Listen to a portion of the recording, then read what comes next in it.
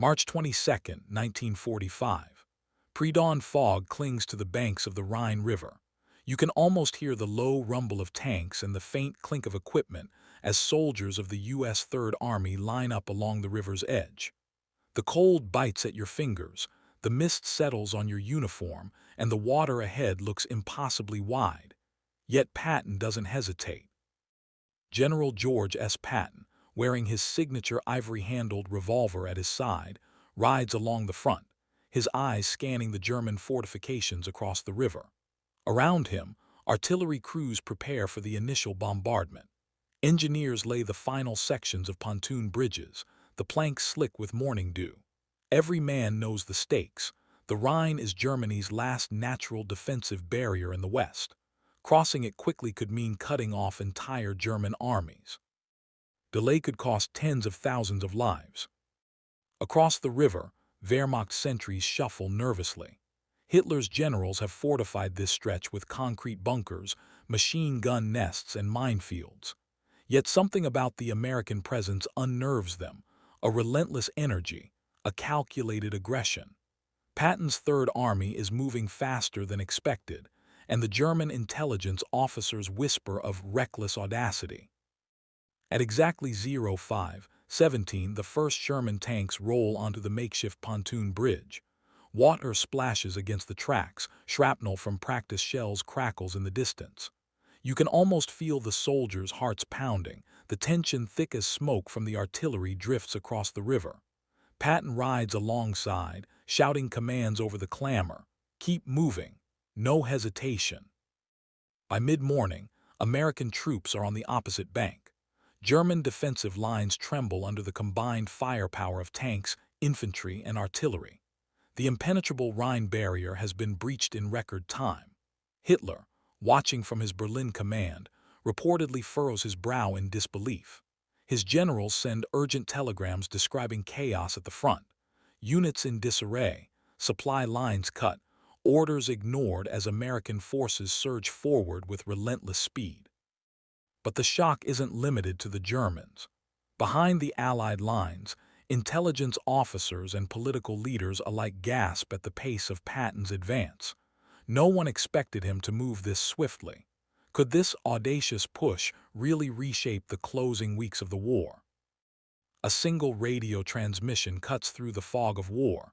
Third Army has reached Oberlahnstein, enemy in retreat.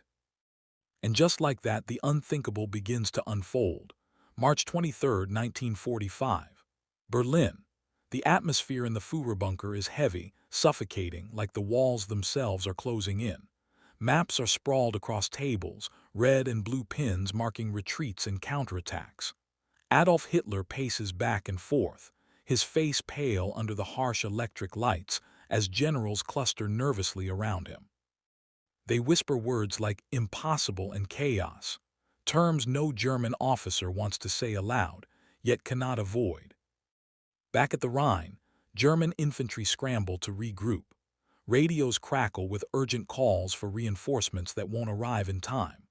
Artillery commanders curse under their breath as Patton's tanks, Sherman and Pershing alike, plow through positions that were expected to hold for days. You can almost hear the grinding of tracks over frozen earth, the whine of engines, and the sharp staccato of machine guns tearing through hedgerows. Rommel is gone, but his successors understand the reality. Patton is exploiting every weakness, hitting hard and fast. Supply depots are overrun, bridges destroyed before repair, entire divisions cut off from retreat. The German war machine is starting to stumble, not because of numbers, but because of speed it was never prepared for. Hitler's generals huddle in corners, poring over telegrams. They've crossed the Rhine in days, not weeks, one murmurs, voice shaking. Another adds, our lines are collapsing before we even consolidate. Even experienced officers, hardened by years of conflict, exchange looks of disbelief. Could a single American general really outmaneuver the Wehrmacht at every turn? Meanwhile, on the front, Patton moves like a conductor directing a symphony of chaos. Infantry, armor, and engineers mesh perfectly, each unit feeding off the momentum of the last. Air reconnaissance reports no organized resistance ahead, only scattered, desperate pockets of German soldiers trying to hold their ground. The Rhine, long considered an insurmountable barrier, has become a mere stepping stone. In the air, American P-51 Mustangs streak overhead, strafing retreating convoys and supplying real-time intelligence to Patton's staff. Below, soldiers push forward, fueled by adrenaline and the singular vision of their commander. You can almost feel the tension crackle. Every step, every push, every crossing is a gamble against time, terrain, and an enemy that refuses to surrender quietly. By nightfall, the German command structure is in shock. Units that should have coordinated a defense are isolated. Supply chains are severed. Morale begins to fracture. And somewhere in Berlin, Hitler finally whispers to no one in particular the words that would haunt his generals for days. How is this possible? Rhine has been crossed, but the war is far from over, and the Third Army's audacious momentum is only just beginning. March 24, 1945. The morning sun barely pierces the low-hanging mist over the rolling hills east of the Rhine. You can almost hear the rhythm of Patton's Third Army surging forward, the thunder of tanks, the clatter of trucks on dirt roads, the shouted commands of officers cutting through the wind. Each mile eastward is another blow to the already crumbling German defense. Patton rides at the forefront, cigar clenched tightly between his teeth, eyes scanning for gaps in the enemy line. Behind him, his armored columns, M4 Shermans, M26 Pershings, and armored half-tracks, move like a steel wave, unstoppable and precise. Infantry units fan out on either side, clearing villages, bypassing entrenched positions, leaving German soldiers bewildered and outmaneuvered. Meanwhile, German commanders are forced into frantic improvisation. Orders come too late, units are misaligned, and the once feared Wehrmacht cohesion dissolves into pockets of resistance.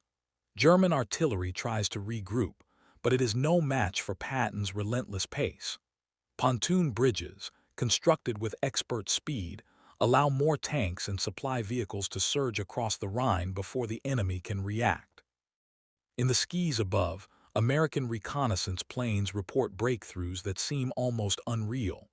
Entire divisions of Germans are being encircled, not by overwhelming numbers, but by unmatched tactical timing.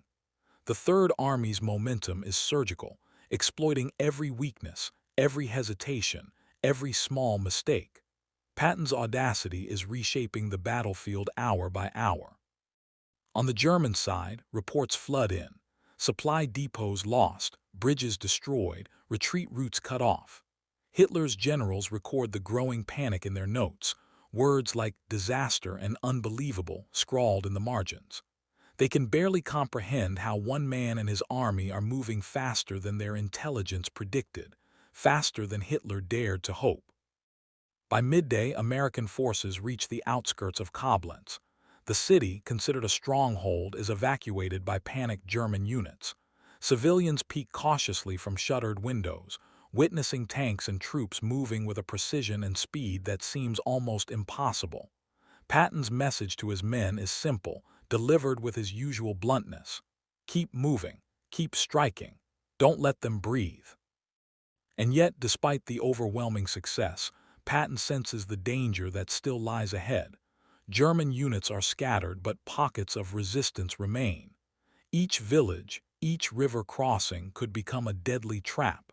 The Third Army is racing, but the war is far from over. As night falls, artillery fire echoes in the distance. Patton's men are exhausted but undeterred. Somewhere in Berlin, Hitler's disbelief is turning into dread. The Third Army has crossed the Rhine in record time, but the true consequences are only beginning to unfold. March 25, 1945. Berlin.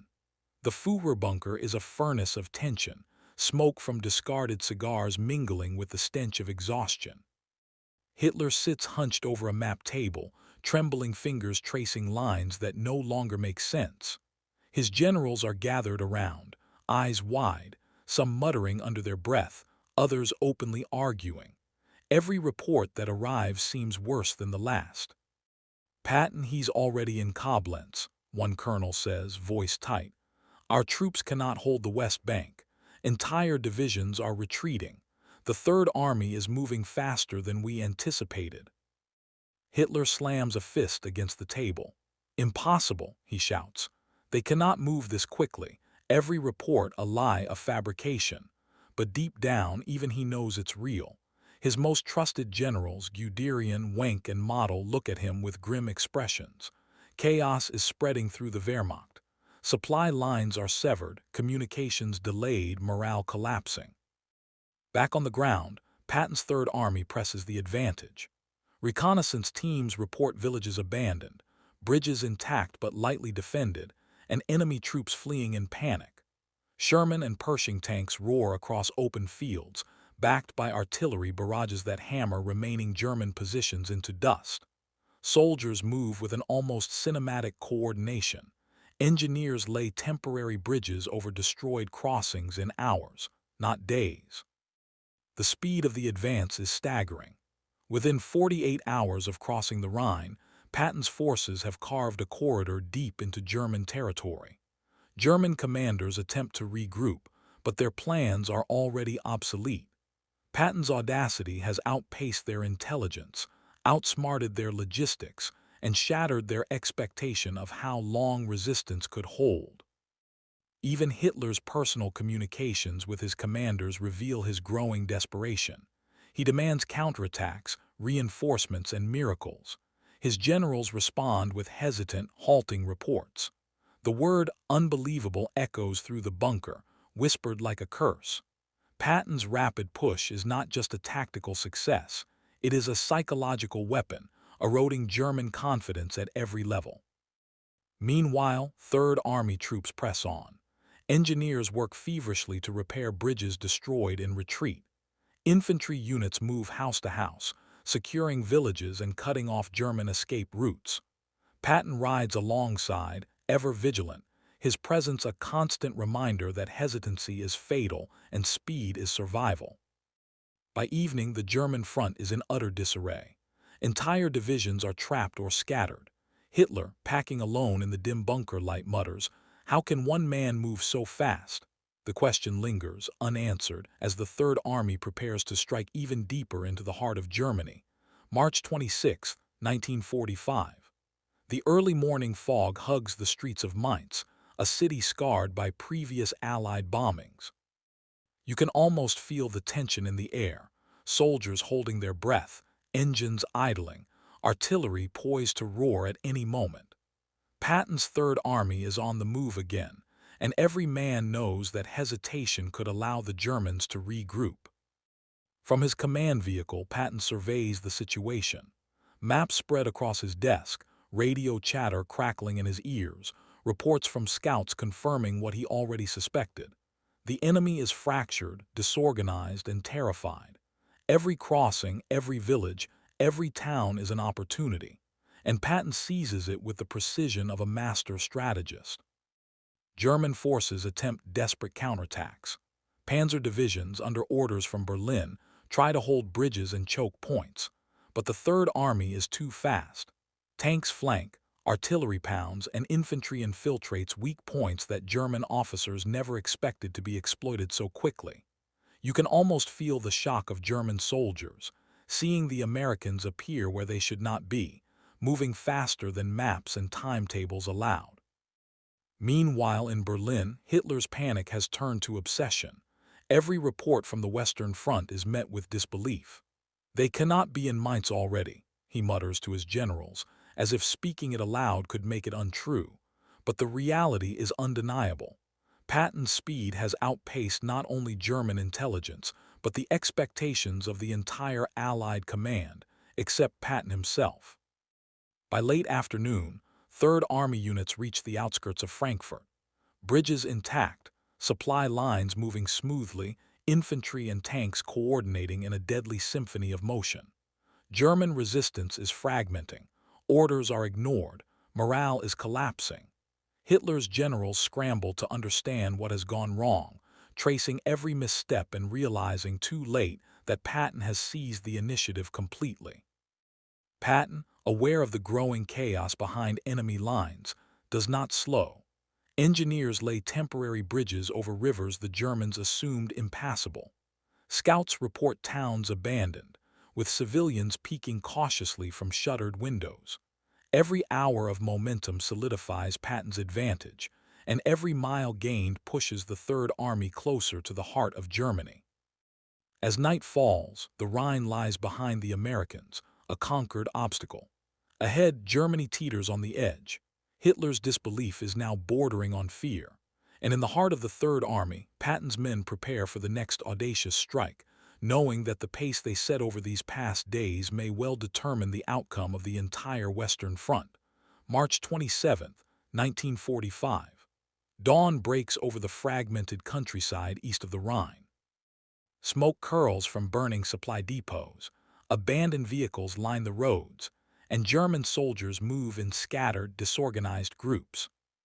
You can almost hear the silence between skirmishes, a tense lull before the next wave of Patton's advance. Third Army units push deeper into Germany.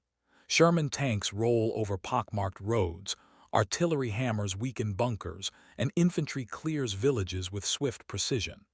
Bridges are captured intact, allowing fuel and reinforcements to flow freely. The Americans are a machine in motion, a force that refuses to pause, to hesitate, to doubt. Back in Berlin, Hitler's generals report on the disintegration of the West Bank defenses. Entire divisions are surrendering, one officer admits. Our lines are collapsing faster than anticipated. Hitler's face hardens, eyes flashing with fury and disbelief. Communications break down as units in the field ignore frantic counterattack orders, retreating instead into the surrounding forests and hills. Patton senses the unraveling German structure, but he knows danger still lurks. Ambushes, mines, and last-ditch counterattacks could still inflict heavy casualties. Yet the Third Army continues its relentless advance, leveraging speed and surprise over brute force. Engineers rebuild destroyed bridges within hours, scouts report enemy movements in real time, and artillery coordination strikes fear into the remaining defenders. By midday, American forces reach Wiesbaden. German units are scattered, supplies exhausted, morale shattered. Soldiers and officers alike realize they are witnessing a collapse not of numbers, but of will. Patton's audacity, speed, and relentless momentum have turned a formidable defensive barrier into a corridor of chaos. In Berlin, Hitler's disbelief now shifts to terror. Orders to regroup and counterattack fail repeatedly. His generals whisper among themselves, noting Patton's tactical genius and the Third Army's uncanny ability to exploit every weakness. It is not mere brute force. It is orchestration, timing, and relentless pressure that is breaking the Wehrmacht faster than any expectation. As night falls, the Third Army bivouacs briefly, preparing for the next strike. Patton walks among his men, surveying the results of their furious march. Tanks and trucks rumble softly in the darkness, soldiers huddle near fires, and the Rhine is a distant memory, a conquered milestone. But somewhere deep inside Berlin, Hitler and his generals are beginning to realize the full magnitude of the disaster. One man, one army, moving faster than anyone believed possible, has turned the tide in Germany's west. March 28, 1945. The streets of Darmstadt are quiet, eerily so, as Patton's Third Army approaches. Smoke from previous engagements drifts across the skyline, mingling with the early morning mist. You can almost feel the tension in the air, the kind of tension that comes before a city realizes it cannot hold. Patton's strategy is clear: maintain momentum at all costs. His tanks spearhead the advance, while infantry secures flanks and engineers repair key roads and bridges. Every move is calculated to keep German forces off balance, unable to regroup or form a coherent defense. The Americans move like a tidal wave, relentless and unyielding, leaving the enemy no time to breathe, no time to plan, no time to fight effectively. In Berlin, reports arrive with increasing urgency. Entire German divisions east of the Rhine are either retreating or encircled. Supply lines are severed. Panic spreads among the generals. Hitler slams his fist on the table as he reads another telegram. Third Army is within striking distance of Frankfurt. They are unstoppable. Even the most loyal officers exchange grim glances, realizing the Third Army's rapid advance has made previous defensive plans irrelevant. On the ground, Patton is everywhere at once. He inspects tank formations, rides alongside infantry, and coordinates with artillery units via radio. His men respond instinctively to his energy, courage amplified by his confidence. The Third Army's push is as much psychological as it is tactical. German troops witness American forces striking deeper than anticipated, faster than expected, and more decisively than imaginable. By late afternoon, the Third Army reaches the outskirts of Frankfurt. Key bridges over the main river remain intact, seized before German demolition squads can act. Civilians peek from shuttered windows, witnessing tanks and troops moving with terrifying precision. The message is clear. Patton's army will not stop until the heart of Germany itself is exposed. Back in the Führerbunker, Hitler is pale, his voice trembling as he demands reinforcements. How can one army move this fast? He mutters, almost to himself. His generals, for the first time, understand that the collapse is not just inevitable, it is accelerating. Patton's audacity has not only crossed the Rhine but struck at the very heart of German control in the West. As night descends, the Third Army bivouacs just outside Frankfurt, preparing for the assault on the city center. The pace has been relentless. The enemy is shattered. And somewhere in Berlin, Hitler's disbelief is morphing into a dawning, terrifying realization. The war in the West may already be lost. March 29, 1945. Morning fog drifts over the outskirts of Frankfurt. Streets scarred by previous air raids lie quiet, but you can almost hear the distant rumble of Patton's tanks approaching, a sound that sends tremors through both buildings and hearts. Soldiers in the city's remaining German garrison glance nervously at one another. No one knows where the next attack will come from. Patton's men move like clockwork. Sherman tanks fire over open fields, artillery hammers weaken positions, and infantry clear villages with a precision that leaves little room for retreat.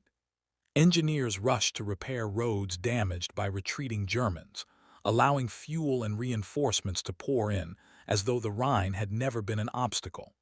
Every step forward compounds the psychological toll on the enemy. In Berlin, the Führerbunker is a scene of utter tension. Hitler stares at maps that no longer make sense. Communications arrive too late, orders are ignored, and generals whisper among themselves, struggling to maintain composure. Hitler's once confident vision of the Western Front crumbles as reports from Koblenz, Mainz, Wiesbaden, and now Frankfurt arrive in rapid succession. His disbelief is turning into terror. Patton understands the power of speed and unpredictability. By striking relentlessly, he does more than destroy German positions. He erodes their will to fight. Entire divisions retreat before contact. Officers hesitate, unsure whether orders even matter anymore. The Third Army's advance is not merely tactical. It is a weapon of morale, a hammer striking directly at the enemy's confidence. Even civilians sense it. Towns abandoned by German forces are now under American control, and whispers of Patton's unstoppable army spread. Rumors reached the front lines. One general had told his troops that the Rhine would hold for weeks. Days later, it is crossed. Another promised reinforcements that never arrive. Entire German strategies are unraveling in real time, shattered by speed, audacity, and the audacious leadership of one man.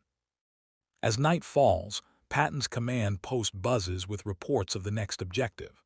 Tanks are refueled, infantry reorganized, engineers prepare temporary bridges. The Third Army is poised to strike again, and German forces, already staggering from the initial shock, brace for what feels like an unstoppable juggernaut. Somewhere in Berlin, Hitler whispers again, almost inaudibly to no one in particular. How is this possible? The question lingers in the air, unanswered. But the answer is clear to anyone at the Rhine.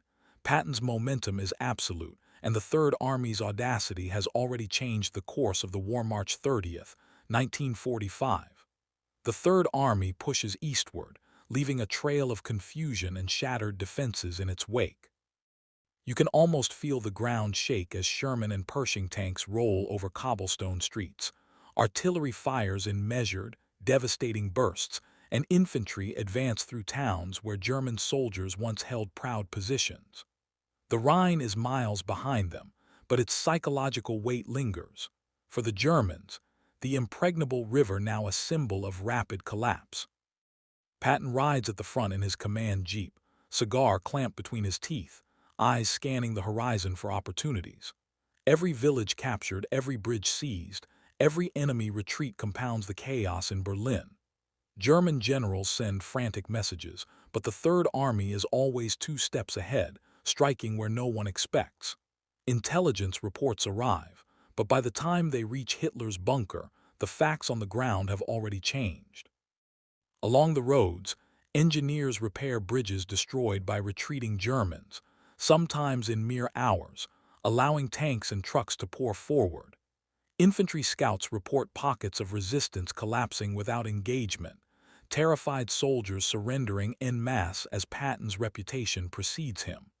Speed, audacity, and coordination have become the weapons of this unstoppable force. Meanwhile, Berlin is a city gripped by fear. Hitler, isolated in his command bunker, reads telegrams describing the relentless advance. Koblenz, Mainz, Wiesbaden, Frankfurt, each captured faster than the Germans anticipated. Panic spreads among his generals. "We cannot stop him," one admits quietly. "He moves faster than our orders, faster than our intelligence, faster than we can respond." Back at the front, Patton's men feel the momentum in every step, every roar of an engine, every burst of artillery. Each advance reinforces confidence, not just in strategy, but in the audacity of the man leading them. The Third Army is more than an army. It is a symbol of unstoppable pressure, a force that turns disbelief into awe, fear into surrender. As night falls, the Third Army rests briefly, preparing to strike again at dawn. But the effect of their rapid advance reverberates far beyond the battlefield. Hitler's generals, once confident in their defenses, now whisper words they never thought they would say. "We are undone. Patton, he cannot be stopped." And as the cameras of history would later capture, the Rhine, once considered the final line of German defense, lies far behind. But the war, though moving toward its conclusion, is not over. Patton's audacity has set the pace, and the Germans know the next blow could be the last. March 31st, 1945. The Rhine is behind them, Frankfurt under partial control, and the Third Army surges relentlessly into the heart of Germany. You can almost feel the exhaustion in the troops, yet their resolve burns brighter than ever. Tanks rumble through shattered streets, infantry patrols secure every village, and engineers lay bridges over rivers the enemy thought impassable. Speed has become a weapon, and Patton wields it like no other general in history. In Berlin, Hitler stares at the map of the collapsing Western Front. Generals report that entire divisions have disintegrated under Patton's assault. Supply lines are destroyed, communication networks fractured, and morale is at an all-time low. His disbelief has evolved into stark terror. One man, one army, has shattered his best-laid plans in days, not weeks. The Third Army's advance reshaped Allied strategy overnight. Field commanders adjust their operations to match Patton's pace, intelligence officers scramble to keep up, and even Eisenhower himself takes notice of the unprecedented speed and audacity. Patton's crossing of the Rhine is no longer a single event. It is a turning point in the war, a demonstration that audacity, momentum, and bold leadership can redefine the battlefield. Patton, ever aware of the stakes, rides along his armored columns, shouting encouragement to his men. His presence fuels their determination. Civilians watch in awe and fear, sensing that the unstoppable force moving through their towns will determine the fate of their homeland. German soldiers, meanwhile, are left to confront the terrifying reality. Their defensive lines, their strategy, their morale, all shattered by the pace of an American general who refused to slow down. By the end of March 1945, the Rhine crossing is complete, the Third Army's reputation legendary, and Hitler's confidence irreparably shaken. Historians would later note that Patton's speed, his bold tactical decisions, and his ability to exploit every weakness of the German defense turned what could have been a slow, grinding campaign into a rapid, decisive advance. The crossing of the Rhine was more than a military maneuver, it was a statement. Audacity triumphs where hesitation fails. And as the Third Army pushes further into Germany, the world watches in disbelief. The Germans brace in fear, and history records the moment when one man's relentless drive changed the course of a war.